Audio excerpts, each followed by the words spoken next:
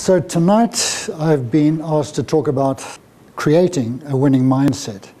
Now, that means many things to many people.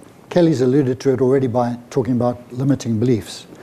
And we now know statistically, in fact, neuroscience has picked up over the last 3 years far more than they had accumulated over the past 300 years. So we now know much more about the mind, the brain, why we do what we do, perhaps more particularly why we don't do what we say we're going to do in many cases. So I think from a starting point, and if you're all in this room as successful people or ambitious to be more successful, in other words, growth is important to you, then I think if you start with the mindset or knowing how you can actually gear yourself to developing this mindset. We've just seen the Olympics and the Paralympics, and what a wonderful spectacle they both were.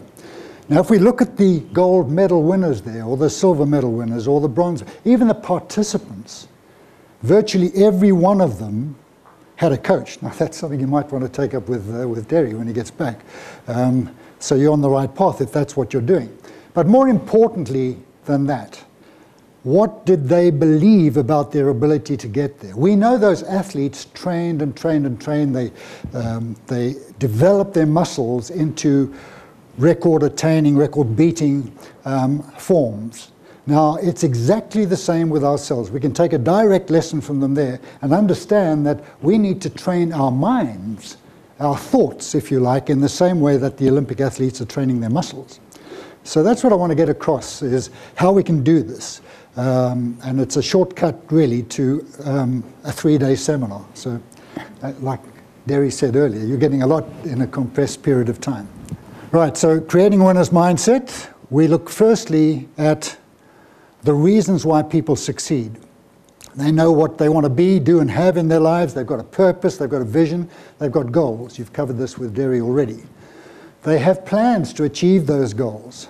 Many people are going through life wishing and hoping, and whilst they have all the ability within them to achieve their goals, they don't believe it themselves, or they haven't actually taken the time to convert their goals into meaningful strategies. So we need to have the plans. They have empowering beliefs that align with their goals. Ladies and gentlemen, this is probably the single biggest obstacle that I've found I've been privileged to coach top chief executives around the world, and I'm always asked the question, what is the number one thing that you find as the obstacle stopping chief executives from going further in their success plan? And the answer is that their beliefs do not align with their goals. We'll get into this in a little more depth in a minute, but if you have limiting beliefs, and often these are at a subconscious level, so we're really not consciously aware that these limiting beliefs are playing a role. And that's what we want to touch on tonight. They consistently work on themselves. If you want to grow your businesses exponentially, ladies and gentlemen, the key thing, firstly, is to work on you. Not on your business, work on you. I can give you fantastic strategies and tactics that will work every single day. But if the mindset isn't right, you won't implement them. And it's all about execution. They persist, seeing obstacles as challenges, as opportunities to learn and grow. If you take a leaf out of Branson's book, Branson will tell you that he has failed his way to success. He's had far more failures than he ever has had successes. We don't necessarily hear about those. I think where he was fortunate, and he admits this, that it is kind of in his DNA. He never regarded a failure as a setback. He always took the view that he got a result. Okay, the result wasn't the result that he wanted. So what can he learn from this, and how can he grow? Those are always the two questions. That's part of a winner's mindset. To consistently develop the habit of asking yourself that question. You've got a result. Did the result follow the plan? If it did or it didn't, ask the same questions. What can I learn from this? How can I grow? They apply their strengths to their key activities and develop success habits. This again, Derry alluded to it earlier, where he was suggesting that it's not a good idea to focus too much on your weaknesses. You know, so many motivational programs out there spend a lot of time identifying what our weaknesses are and then having these development plans to move you from there to there. It's much better to either outsource your weaknesses or to delegate them, to systematize the individual tasks, or to even eliminate them. Sometimes asking that question, why are we still doing this, is often quite revealing, the answer. So establishing your purpose in life, again, Derry alluded to the importance of this. I think from a personal point of view, we can simplify this. We don't have to get into complex detail here. What is your purpose in life? If you ask the Dalai Lama, who's probably done more meditation on this planet than anyone else, what our purpose in life is, he will tell you it's to be happy. And when I'm coaching clients, we start with that premise. I presume you want to be happy. Now, what does happiness mean for you? And that's where we would look at the 4 roles in your life and define happiness in each one of those roles. And that gives us the purpose. Why are you here? What inscription would you like to see on your tombstone? That's pretty morbid, but at least it gets you thinking about what it might be that you'd like to be remembered for. And then, if you knew you couldn't fail, what would you do? Right, then values, the traits, the qualities, the principles that are most important to living your life. Has anyone read Jim Collins' book, Good to Great, or the one before that, which I believe was even better, Built to Last? Have you read those? Jim Collins is probably recognized as the most in-depth scientific investigator in business in the States. And his findings were quite simple. As with most things, the simplicity belies the power. He found that businesses that had started, some as early as the 1800s, and were still going today, and when compared with businesses that had started at much the same time, but had long ago gone out of business, what was the theme? Was there a common thread that ran between them? And he found that there was. He found that the businesses that were successful, even though some of them had actually changed industries, they had stuck to their purpose. The business may well have called that mission. And they had stuck to their values. Those 2 things. And Jim Collins says in his final conclusion that we can adapt this to individuals. We don't have to leave this with theory related to business. We can apply this ourselves. Individuals, if they have a purpose and a values that are strong for them and use that as their guiding compass, whenever you're in any perhaps dilemma about what decision you should take. Your plan of action said to do this, that, and the other. It's how you carry out that plan will be very much dependent on your values, how strongly you are adhering to your values. And so if you're ever in that dilemma, should I take this decision or shouldn't I take this decision, run it through your purpose. Is this leading me towards my purpose? Is it in accordance with my values? Then there's no doubt you're making the right decision. You can live with that. This is your authentic self now coming through. So, positive, we have moving towards values. This is part of motivation. I mean, you're probably all quite well aware of this, that if we realize that the actions we're about to take, if we've created this action plan and we're about to embark on the action steps that we've outlined, are we moving towards important values for us, whatever they might be? Success, abundance, prosperity, call it what you like from that side, honesty, integrity, contribution, kindness, positive emotions which we can bring into our life, bring into our daily actions. Those are the moving towards ones. They're part of the pleasure principle. We also have negative, moving away from values. In other words, if you're looking for success, prosperity, abundance, that sort of thing, maybe you're looking to move away from poverty, deprivation, hardship, embarrassment, humiliation. All of those have big emotional impact on our behavior. And as long as we're aware of that, because we'll always do more to move away from negative values than we will to move towards positive values. And it's important from a motivational strategy to understand that. You know, a lot of the time with my clients, we would start with that. We use the analogy of a car starting on a hill. You'd start the car in first gear. It wouldn't start in fourth gear.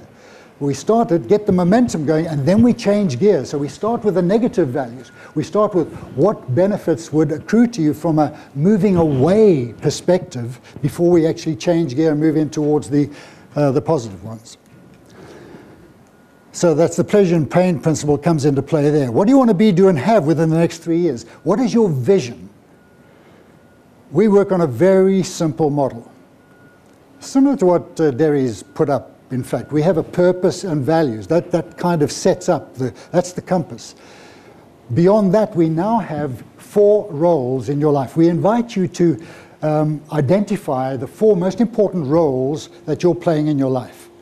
And we suggest that you create a 3-year vision. What would you like to be, do, and have within the next 3 years? Now that sets it up for goal setting. That can be very general, non-specific. You know, you hear all these goal setting advocates talking about must be specific, must be measurable. I agree entirely when it comes to goals, but for a vision that can be vague. It's a general compass heading. That's where I'd like to be in 5 years' time, in 3 years' time. And now, where do I need to be? Now we start getting specific and measurable. Where do I need to be in 1 year from now to be on track for that 3-year vision? Where do I need to be in 90 days to be on track for my 1-year goal? And then we would build plans around the 90-day goal. I've been doing this for 32 years now. We have never, well, I must correct myself. We advocate planning only for 90 days. And the way things are going, you know, over the last 3 years have been far more advances than there has in the last 32 years, if you like. But I've never had a need to change that philosophy of planning for 90 days. The way technology changes, the way we do things, the way we are about to do things over the next 90 days might be different to the way we did them over the last 90 days. So we need to be flexible in that approach. We need to get the feedback regularly. So we set 90-day goals. And of course, the 90-day goals were broken down into monthly and weekly targets. We measure every single week. This is important. It picks up on what Derry was saying about the accountability. And to back up what he was saying, by the way, there are statistics.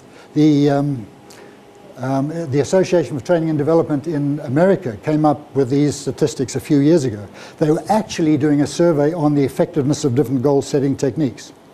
And they found, they did about 39 of these, and they found that there was very little difference between them.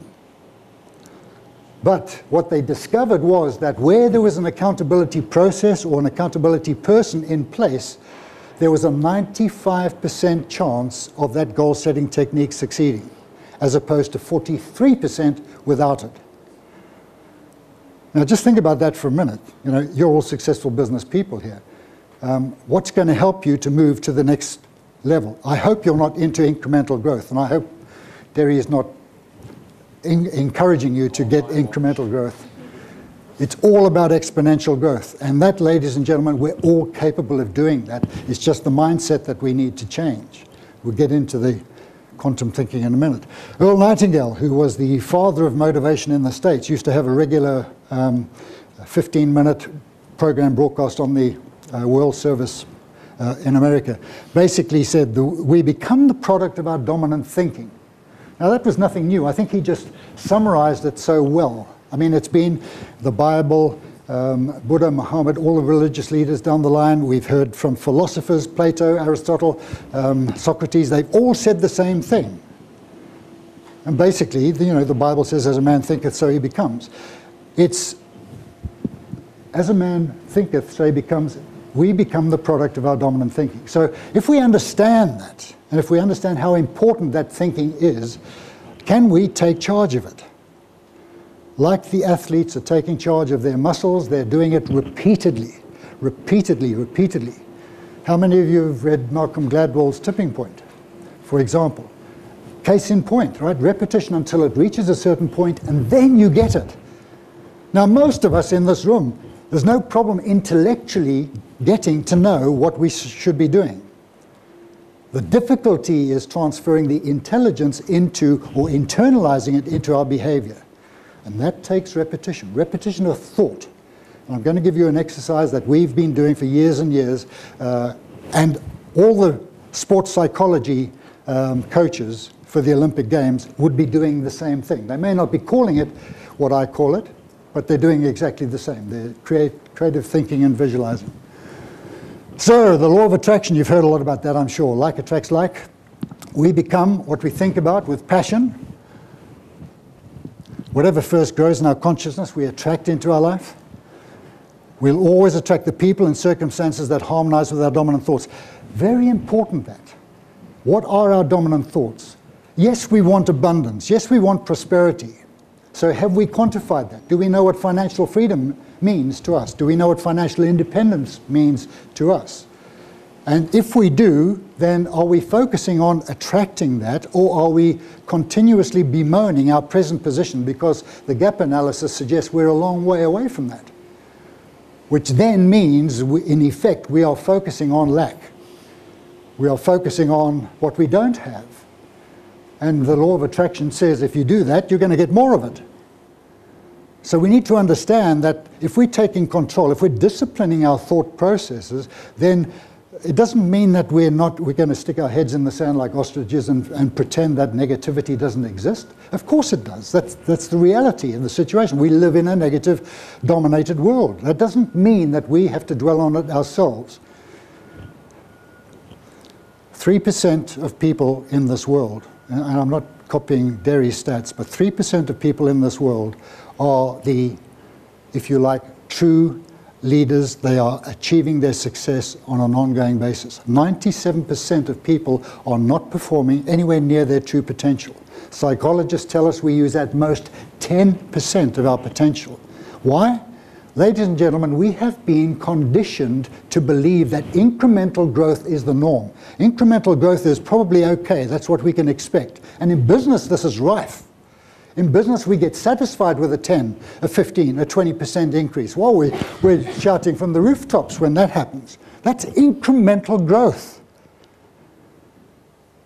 Now, 3 or 4 years ago, if you said to a hard-nosed business person, start thinking exponentially, they would look at you and say, well, those sort of things, it's nice to believe in those, but where is the facts? Show me the scientific proof that that will work. Because quantum physics has been around for years and years. We've had the laser beam, we've had television, we've had computers for years and years. So we have known, scientifically we have known about quantum physics. But more recently, they've done further investigation into it, and over the last 3 years, we know from neuroscience now that a particle can go from step 1 to step 35 without having to go through 2, 3, 4, etc.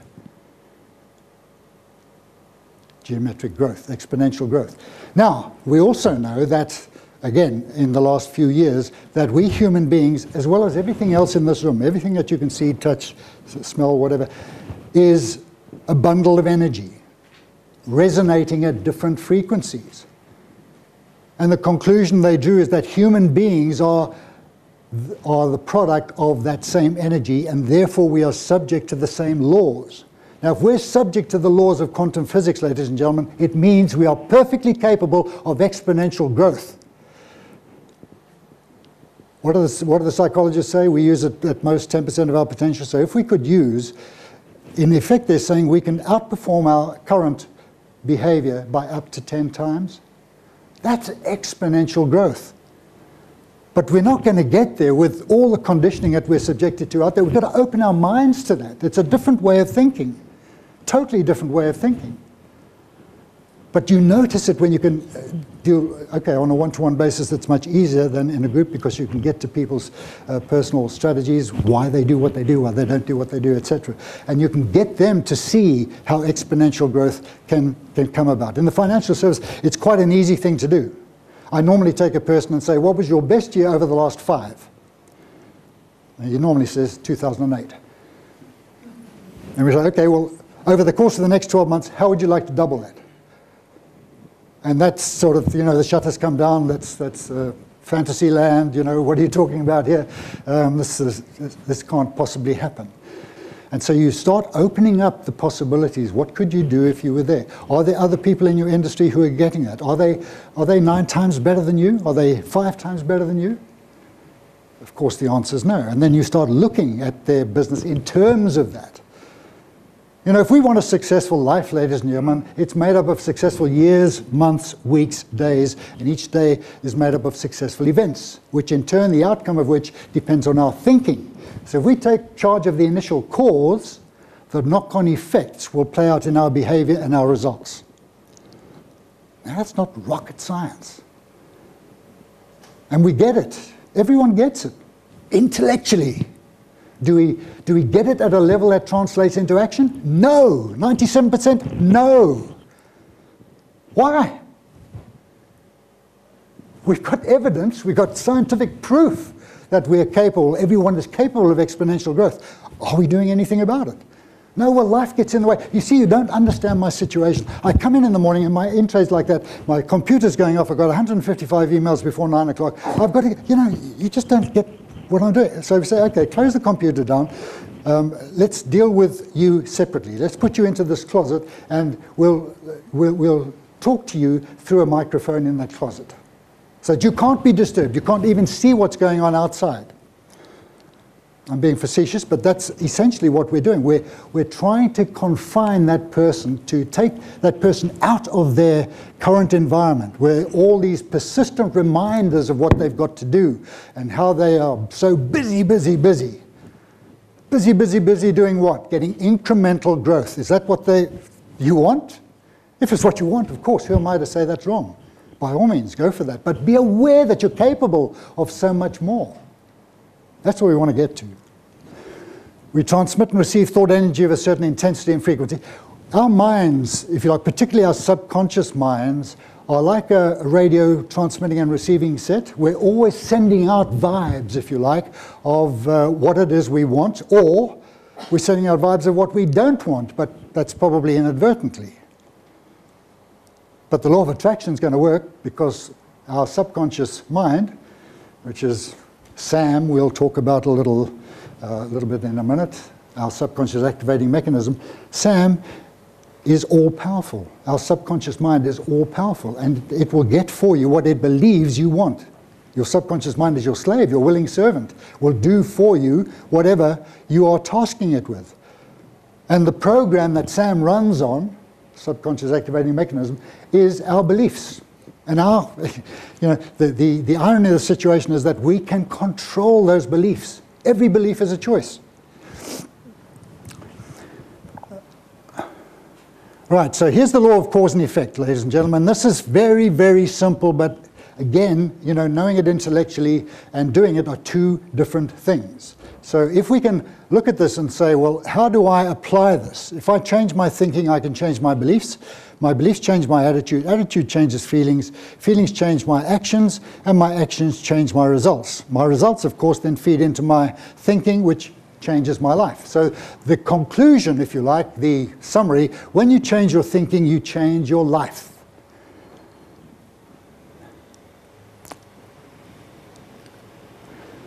We know that.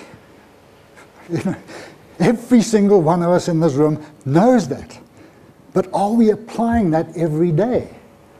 Are we actually, like the Olympic athletes, are we exercising the muscles that count? Are we exercising our mind?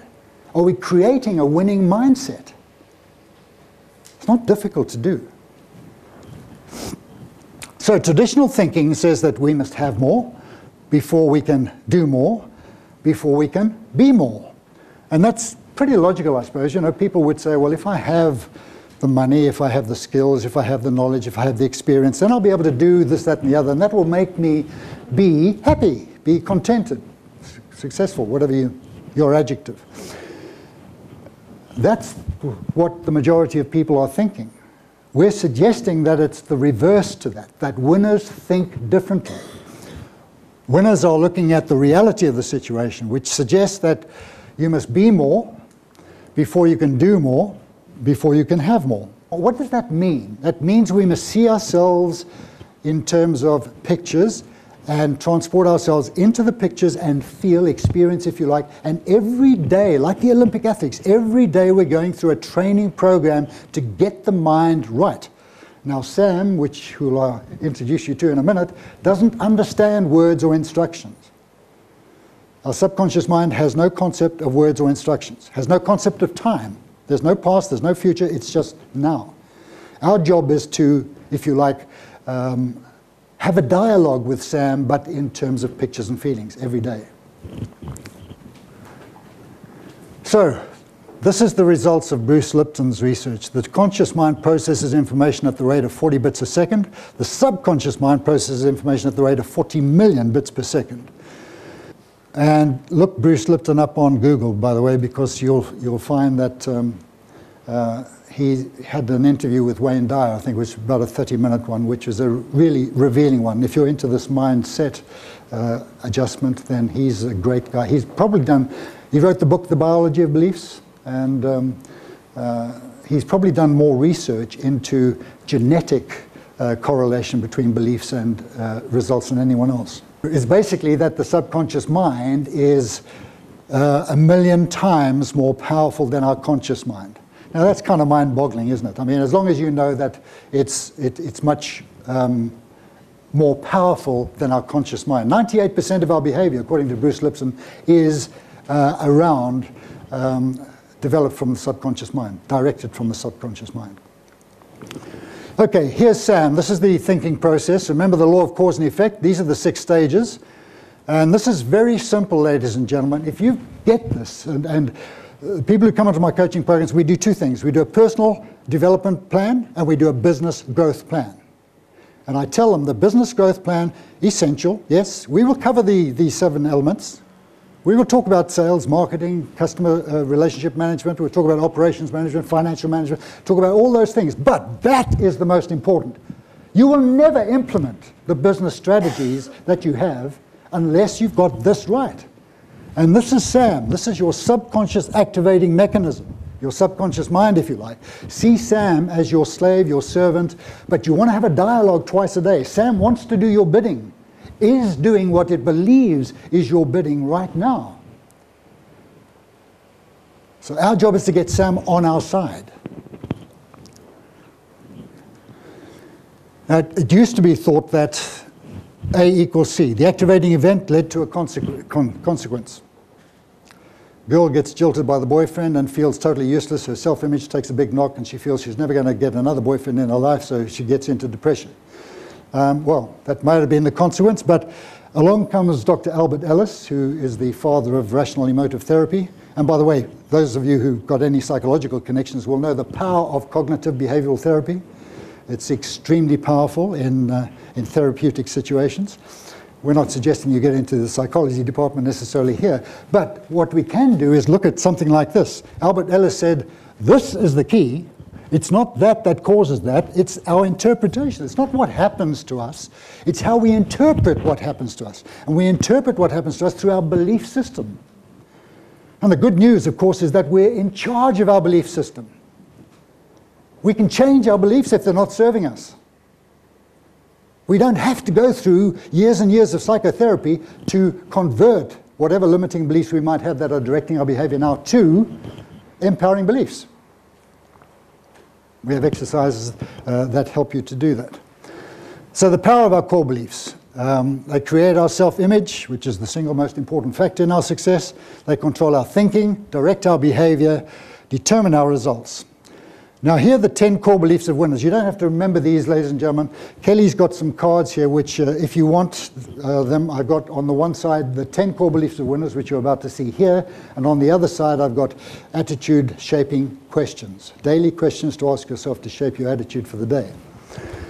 If you're interested.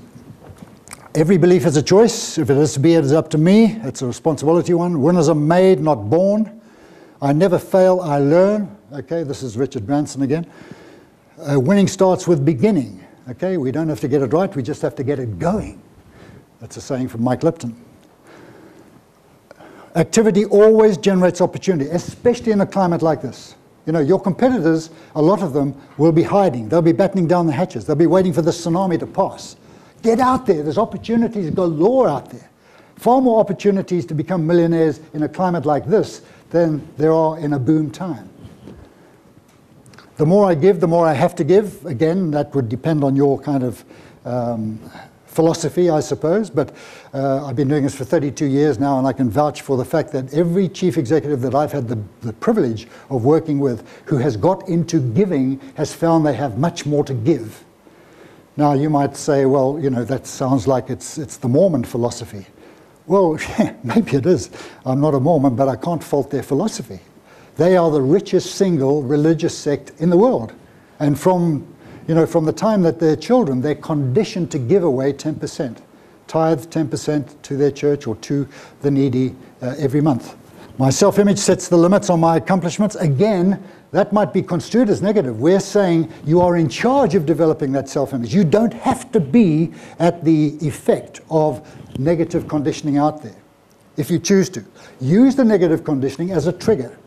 You're basically saying, thank you, I don't want to hold on to that thought for longer. I'm going to transform it into an empowering belief.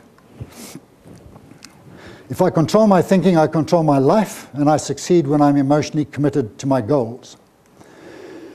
Okay, so we are who we are because of what we believe. We can change who we are by changing what we believe.